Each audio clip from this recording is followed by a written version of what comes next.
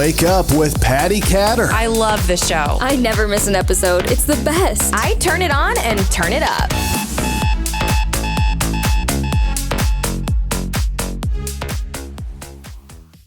You're listening to and watching Wake Up with Patti Katter. I am your host, Patti Katter. Today's show is sponsored by Building Homes for Heroes. Go to buildinghomesforheroes.org and see how they help our military veterans. Today, I have a military veteran on the show, and he's representing Force Blue. His name is Steve Gonzalez. Welcome, Steve, to the show. Thank you very much, Patti. Yeah, I am very happy to have you here. We met at an event for Force Blue, and we'll get into that in a little while here. But I would like it if you could tell our listeners a little bit about yourself when you were growing up. And I am going to give a little teaser. You became a Navy SEAL later, so this is going to be interesting. So Steve, Yes, go ahead and fill our guests in on just a little bit about yourself when you were growing up. Sure. So I was born and raised in a quiet little town called New Orleans, Louisiana. Not a lot going on there. No. I'm joking. But so I was born and raised there, which kind of your average kid, played sports. Being in the band is actually kind of cool there, and being in New Orleans where it's, the home of jazz. Yeah. So I did everything. So I played sports. I was in the band, just an average student, student council, things like that. But I knew at an early age that I wanted to join the military. My parents were divorced, and my grandmother lived with us, and I spent a lot of time with her. And she would watch the older movies, the World War II movies, the John Waynes and the Jeff Chandlers and things like that. And I would see the characters traveling all around the world. And I said, you know what? That's what I want to do. I don't want to read about Paris. I want to go there. I don't want to read about Italy. I want to go there. So I knew at 14 that I was going to join the Navy. And then my senior year, you had delayed entry program where you could sign up and then leave at a later date. And ironically, I signed up 40 years ago today in the delayed entry program. And then I graduated in May, went to the Navy in July of 1982. And I initially started off as a machinist. And then my first 2 years were in Italy, then Florida, then Philadelphia. And then as you said, I went off to BUD/S. Wow. So when you were a kid, how were you? I'm kind of curious. Did you find yourself leading all the other kids, or were you kind of quiet? I was usually the captain of the sport team. If I played football, I was quarterback or running back. A lot of times I was a quarterback. I was usually the captain. So I did kind of step into the leadership role quite early. And I think my coaches maybe they saw that in me and trusted me with it. And I was the kind of person who not only did I know what I was supposed to do that play, I knew what every person in every position was supposed to do. So I was almost like a mini coach on the field at times. Wow. So when it was time for you to go off into the military, did you go to normal boot camp, I'm assuming? Yes, ma'am. I went to San Diego, which is now closed. That's how old I am. Mm-hmm. So I went to boot camp in San Diego. I was 17. My birthday falls later in the year. So I was actually 17 years old when I left and went to San Diego.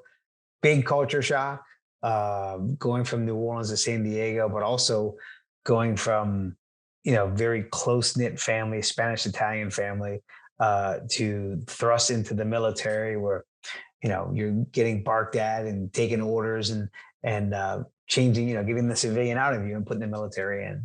Mm-hmm. So when you were in boot camp, were you one of the ones that was like, oh man, what did I get myself into? Or were you one of the ones that was like, man, this is awesome? I was excited. I was very excited. I think the structure of playing sports and things like that, I was a Boy Scout. I think that structure prepared me to be in another structured organization. Now, a lot more to, multiplied many times, but I was excited. I was very excited. And like I said, I had my goal of, I wanted to travel. I wanted to see the world. And I knew that going to boot camp was just a part of that process. Mm-hmm. So was your grandmother still alive when you joined the Navy? Yes, ma'am. Yeah. Okay. She was alive. My mother and father are alive.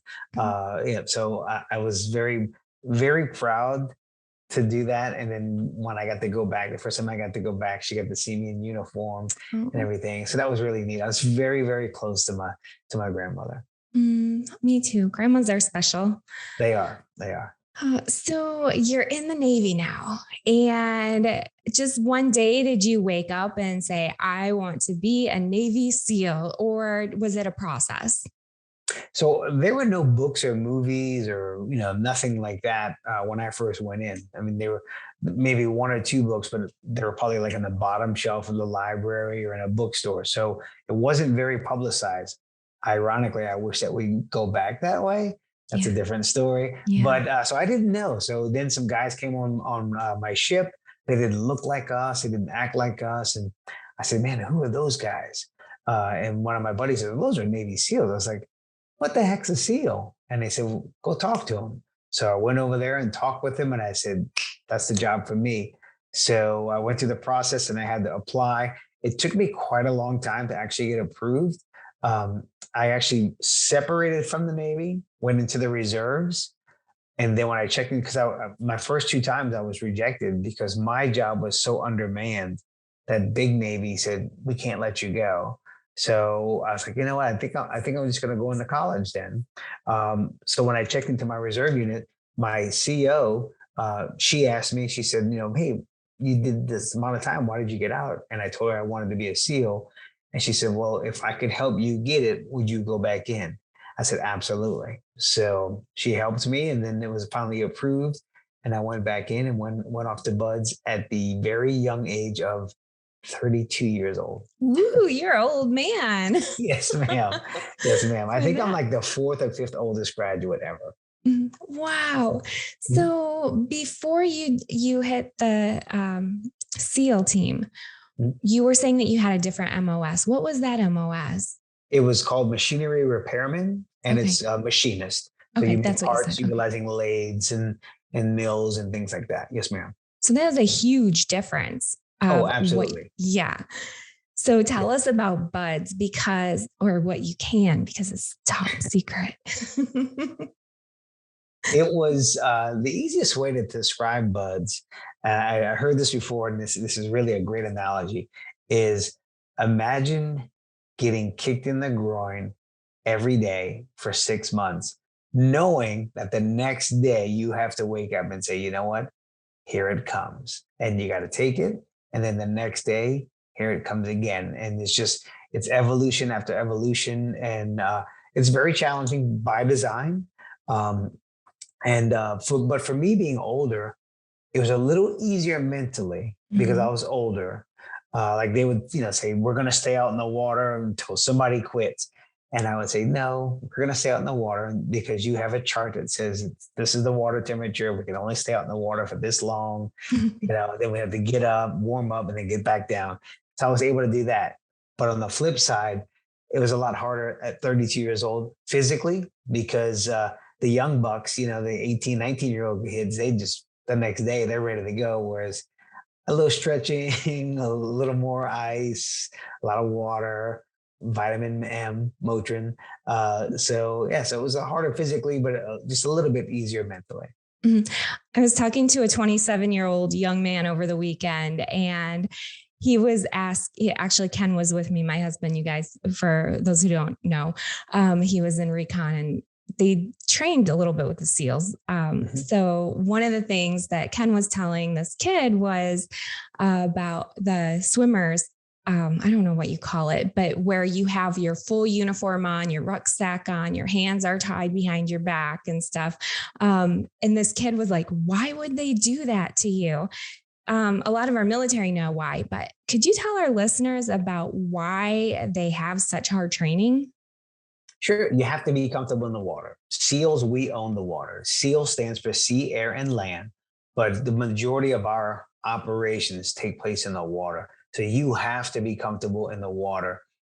And it's called drown proofing, which is quite an odd name. So yeah, they tie your feet and hands together. You have to go in the pool. You have to perform a certain amount of exercises. That's just to see who can remain calm because it's not a natural act to get in the water with your feet and hands tied together. How do you respond? How cool can you be? And then be honest, that sets you up. Once you complete that test, it's a confidence builder to where, you know what, hey, I handle that. I can definitely do more and more and more. And you will be challenged in buds more and more and more. And then later in your career, even though you finish buds, that's great, but you're going to be challenged even more and more and more in the water. So it's just to see who can remain calm. And then once you do, like I said, it's a confidence builder to know that you can remain calm in a very unnatural act. Right. That's a lot of mindset training that they give you, right? Yes, ma'am. Because I know for me, throw me in the water with my hands and legs tied together, and I'm like, see, I'm dead. Bye. Yeah. And we would lose Yeah. guys. We started off with 176 guys and graduated 30. And you lose guys for that and other evolutions. You'll lose guys, and the 9 out of 10 times, I shouldn't say 9 out of 10, but the majority of the time, I think those guys could have passed Mhm. if they got over the mental block. Yes, ma'am. Mm-hmm. What was the hardest thing that you did, I'll say, in the military? What was that? The hardest thing for me, I'll use buds first and then I'll go on. So the hardest thing for me in buds was drown proofing because I was very negative at that time. I had no body fat at that time. So I was very negative. So to learn to relax with my feet and hands tied was a challenge. I had to learn to, all right, calm down, because I am a very intense guy, very always on the go. So to control everything and just, all right, relax, that was a major hurdle for me. And once I passed it, oh my God, I was just elated. So that was the hardest thing in buds. And then later on in my career, there's so many instances where I was involved in certain things.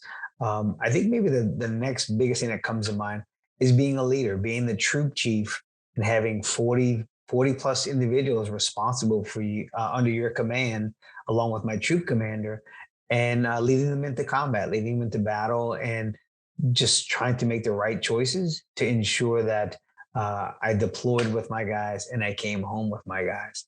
And so that was very challenging, and we did have one guy who was wounded, and that was in 2010, and to this day I will still every now and then like, all right, what could I have done better? What could I have done better to make sure that he wasn't wounded? So, Yeah, yes, it's easy to do that to ourselves, I think, in a lot of different situations. So you were in combat. Mhm. Yes, ma'am. And Yes, ma'am. one of the things that that I really admire about you is that you can openly speak about things like stress after war and about your experiences, and that you're so just very, what do you call it? I guess just very transparent. I like that a lot, because sometimes in the military, you're taught so hard you have to be a leader. So you can't really have any faults. And some people look at having stress as a fault, or admitting that you've had stress or any kind of post-traumatic stress, maybe even after combat. So what do you tell maybe some of our military who are listening, who they're still dealing with some post-traumatic stress? Have you coped with it, and how did you cope with it? So I had an experience which wasn't like in the overall scheme of combat. I've been in a lot worse situations. This just happened to be something that triggered me. It was in the middle of the night. We're sleeping. Woke up to gunfire, which, as you can imagine, is not how you want to wake up. Yeah. And that was in 2002, outside of Kandahar, 2002. Mm. I didn't realize it, but that had impacted me. I did not process it. And for 10 years, I would wake up at 3 o'clock when that happened. Every night I would wake up at 3 o'clock. I was extremely hypervigilant. And I would sleep from, I'd say, 10 or 11 o'clock at night to 3 o'clock in the morning, and then wide awake. Your body can't do that. Your body can't survive on that. So it wasn't until 10 years later that I was at the Senior Enlisted Academy down in JSOW down in Tampa. And they brought in Dr. Carrie Elk, who she had spoken about PTSD and things like that. And before then, I was like every one of my guys, like PTSD, that's for wimps, that's for guys who can't handle it, believe in the same old stuff. As she was giving her brief, I literally thought she was holding up my biography and reading things that the symptoms that I had. So afterwards, I just went and talked with her and I said, hey, you know what? I think that I may be, afflicted with some of the things you're describing. And I went and saw her and dealt with it. And that part, that thing, that trigger, we were able to process that. I left her office at 6 o'clock that night and I slept for the first time in 10 years from 7 to 7 and didn't move. I mean, I was out. And so that really helps me. And it showed me that, you know what, even though we can overcome many things physically, which most, special operators can, all my teammates here, most special operators can overcome physically and mentally. There are some things that you do need help with. And so I'm very grateful for her to have done that. And I'm grateful for everybody who reaches out to our warriors who might need help. So I would advise anybody who thinks, you know what, it can't happen to me, or I don't have that, or, I'll be soft if I go to my command or whatever. You're not alone. And there are some of the guys who were heroes in my world, guys that I looked up to I've done a lot of stuff in my career. These are guys who have done 10 times more. And I've heard them talk about seeking treatment. And I said, you know what, if this guy can do it, then I know I can too. So I hope that somebody listening says, you know what, if the old goofy Master Chief can say, you know what, reach out and get some help, then maybe I can too. Thank you for that. You're welcome. Tell our listeners about Force Blue. Sure. So Force Blue, so we're a nonprofit, 501c3. And what we do is we take former special operations divers, Navy SEALs, Green Berets, Rangers, Recon Marines, and Air Force Pararescue. And we work with our scientific partners to impact the marine environment. We do everything from coral restorations to sea turtle assessment missions, which is really cool, to marine debris cleanup, which Ken participated in. So, just all kinds of missions. And I would say the sky's the limit, but actually I'll go, the ocean floor is the limit. So, and then that's what we do. And it's free for the member. So they have to be a member of SOCOM or a veteran of SOCOM. And they have to be dive qualified, which most are. And they can reach out check us out at forceblueteam.org if that's something they're interested in. Reach out and say, hey, I'd like to volunteer. And it's an amazing thing. It truly is amazing. It's amazing for me as a special projects and events director to set up these events and see guys come out and just see the transformation from when they first get there and they're like, oh man, I don't know. I haven't dove in a while and I don't know about this. And then to see the transformation in one day of how they come out of the water and they're just elated and just so, just the look of joy on their face. Because as you know, as your husband and all our other veterans, we're called to serve, whether it's Marines, Army, Navy, Air Force, we're called to serve. Force Blue allows our veterans to continue to serve, whether they did 4 years, 8 years, 34 years, such as myself, gives them a way to continue to serve. And that's what I love best about being a member of it. Yeah, I think it was you, but I can't bet money on it, that during the event that we were at, we watched a movie about Force Blue. And after the movie, we had like a Q&A time. And one of the veterans, I'm pretty sure it was you, said that they enjoyed replanting the coral because right away you can see a difference. Can you tell our listeners just a quick snippet about that? Sure. Yep. So that was our 100 Yards of Hope. It's our project off the Key Biscayne. And we worked with the NFL and some other organizations. And we were replanting 100 yards of coral for the football field for the Super Bowl in Miami. And you're absolutely right. It was me. So I took a piece of coral and I planted it with my scientific partner. And then you reach back to grab another piece of coral. And by the time I came back to plant that one, there was already marine life there, already fish, just enjoying it, nipping at it, feeding off of it, just investigating it and everything. And I've done a lot of things in my career, just as most of our veterans have. But to really see something that you've done at instant impact right then and there was amazing. I mean, truly amazing. And it's something that will stick with me for the rest of my life. That was just incredible. That the imagery and the 100 yards of hope also was fantastic. Can people watch that like online or something, or do they need to go to these events? How do they watch it? So that's a great question. So right now we're doing it by screenings. We have a couple of more screenings coming up in Coral Gables. We have one on the 20th of this month, and then we're going to have one in November 13th at the Deering Estates. The NFL is hopefully trying to host another one by Salute for Soldiers at next year's Super Bowl. So right now we're doing private screenings, but we hope to eventually get it to where it's a public documentary that everyone can watch. If anyone has any contacts with Amazon or Netflix, let me know. But no, we'd love to have the public to be able to see this wonderful project, which you saw. But see the impact, see the joy, the impact that your special operation veterans are doing with our scientific partners. Remind me of the Amazon thing after we're done here, okay? Yes, ma'am. Yes, ma'am. All right. So how can people who are not military get involved or donate? So they can go to forceblueteam.org. We always have our events there. And the majority of our team are special operations veterans. However, we have, for instance, when we had to dive in Tampa at Anna Maria Island, we had local divers come out and be a part of that team as well. So if they'd like to dive, there's a check in there and they can volunteer there. Or if they'd like to come out, because we always have a beach component also. We'll always do the waterborne component and then the beach component where we clean up, pick up trash, plant grass, do all kinds of things that we can to impact our environment. So so forceblueteam.org, check it out and see what event you might want to volunteer at.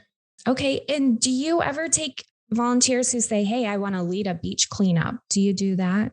Yes, ma'am. Yep. They can do the same thing. They can go there and contact them, or they can contact me. It's pretty easy. It's steve@forceblueteam.org and shoot me an email. Say, hey, I live in this area. We'd really like to have Force Blue come into our area and maybe do a mission there. And we can investigate. And if everything works out well, hopefully put that mission on. And we also have other things. If I can't dive, I'm unable to make it to a coastal event or an event. We also have other ways that you can support. It is a nonprofit, so we do work off of donations, but we also have gear that people can buy. And that supports us as well. So there's many ways that everyone can support our veterans who are continuing to make an impact in our environment. What about the veteran who hasn't dove in a while and like Ken, he wasn't sure if he could do it because he didn't know if it was going to impact his ears. He's had back surgeries. And you guys were so patient with him. But do you ever take some of the SOCOM guys out who haven't been in a while, typically? Because we want to get them back in the mix. Because a lot of the guys, and I had a friend of mine who once again, I thought this guy's good to go. He's adjusted well to being, after he retired, when he came to our mission, he just, matter of fact, he said, you know what, I really need this, Gonzo. I haven't had this sense of teamwork. I haven't had the sense of camaraderie since I got out. And I was taken back. I was like, wow. And so, but he hadn't dove in a while. So we got him retrained up and now he's splashing with us. But we're also going to start a program for veterans who want to utilize their GI Bill. They can get dive qualified through Force Blue, through NAUI with Force Blue. And they're going through training with their veterans, with their fellow veterans. So it's a little easier for them. And yes, ma'am. So we have that initiative as well. So that's going to be coming down the pipe soon. Yeah, literally Ken said there is no way he would have went with anybody else. Like no way at all.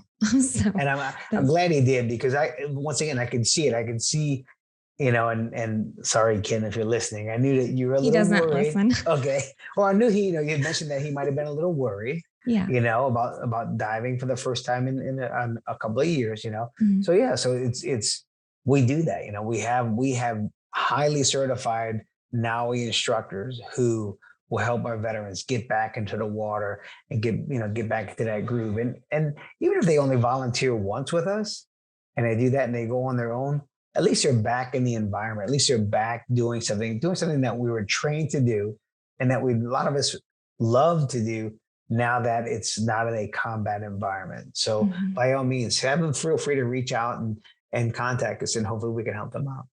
Right. It's a huge difference for, like you were mentioning, the combat situation versus what you're doing now. Most of the time when Ken would dive, he's looking for bodies or weapons, and it's dark, murky Mhm. water. And you guys go to some really beautiful places. Yes, ma'am. I mean, I've dove all around the world, some just cold, dark places. Mhm. And to be able to dive, most of our dives are in Florida, and the visibility is amazing. And, just you see the marine environment and see the marine life, fish, huge fish, small fish, squids, crabs, sharks. Me, if the shark doesn't bite me, I won't bite him or Mhm. her.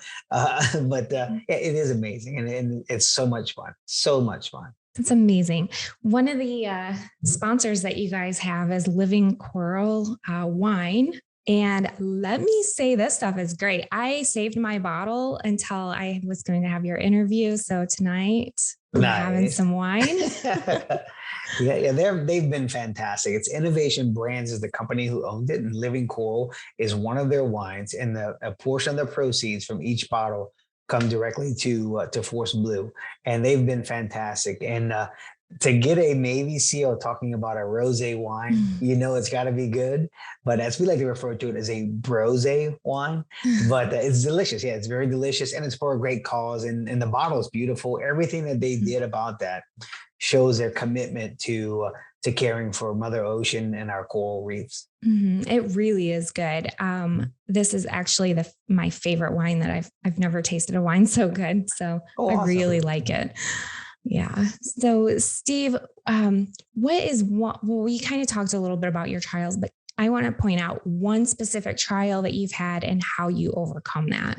I would say the trial of, like I said, overcoming that situation that led to significant PTS. So much of that, people don't understand how much it impacts your life. There's a fantastic book, and I'm sure you've probably read it, On Killing by Colonel Grossman, and he talks about the importance of sleep.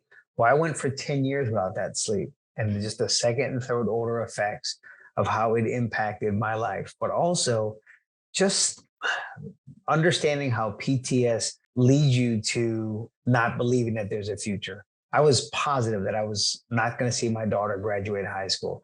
I was positive that I would never walk her down the aisle. I knew it was in me. I just had that feeling that I knew that wasn't going to happen. And I just powered through. I literally just powered through. I was like, okay, this is the way it is. I would take Ambien at night, self-medicate. I freely admit that I self-medicated. I took Ambien, alcohol to try to fall asleep, and I'd wake up at 3 o'clock in the morning and just my brain going a mile a minute. So being able, and this led into, I was married before, and I've actually had a long talk with my former spouse about how that dealing with that, and or should I say, not dealing with that, led to a lot of our problems and our eventual demise of our marriage.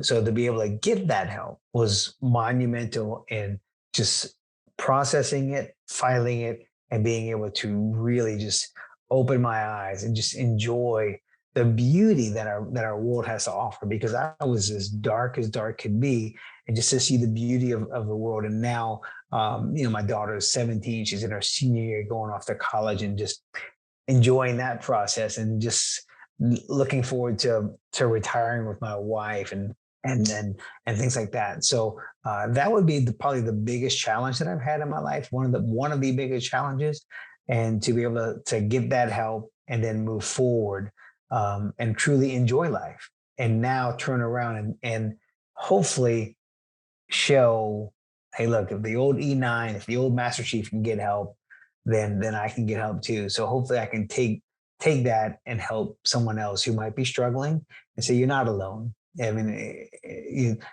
don't ever think that you're alone. Reach out, get some help, get some quality drug-free help, and then you can enjoy life as well. Mm-hmm. Well, thank you. You're And welcome. could you share the website one more time? Sure. It's forceblueteam.org. And that's going to be on the screen if you're watching. It will be in our notes if you missed it, if you're driving. And Steve, what is your email one more time? It is steve@forceblueteam.org. Excellent. And feel free to call me Gonzo. Everybody calls me Gonzo. In fact, if somebody calls my house and they ask for Steve, I know they want to talk to me about the extended warranty on my car. So just call me Gonzo. I'll just call you baby. Steve. You text the wrong person or something like that. So thank you very much. Yes. Steve, Go ahead. Yep. Steve was texting his wife, and I just happened to text him right after, and he accidentally called me baby. Yeah. And it was pretty funny because, like, we know each other now, but when you're just meeting somebody, he was like, "Oh no, I'm so sorry." So that's pretty funny. Yeah. Yeah. And I did that one other time to a guy friend of mine, same situation. And while I was talking to my wife, hung up the phone, he called right then and there. And you know how you probably do the same thing with Ken. You're like, all right, love you, bye. And I did, and so I said, all right, love you, baby, bye. And when I hung, and he's a really good friend of mine from Tallahassee. And I said, all right, love you, baby, bye. And I hung up the phone. I said, and I called him right back, and he goes, what was that? I was like, I'm sorry, man. I'm sorry. Yeah. And that was like maybe 10 years ago, and to this day, he's still the same thing. Like, all right, baby. I'm like, God, it's all good. Yeah. That's okay. It livens life up a little bit, makes it a little more funny. Yes, ma'am. Yeah. So thank you so much, Steve, for being on the show. You're awesome. I appreciate you. I know our listeners do too. And I know that they're going to just love this show. If you're listening or watching, be sure to share this episode with all your friends and family. And Steve, thank you again for being on the show. Thank you very much. Everyone have a blessed day. Thank you. And thank you everybody for listening. Until next time, I'm Patti Katter.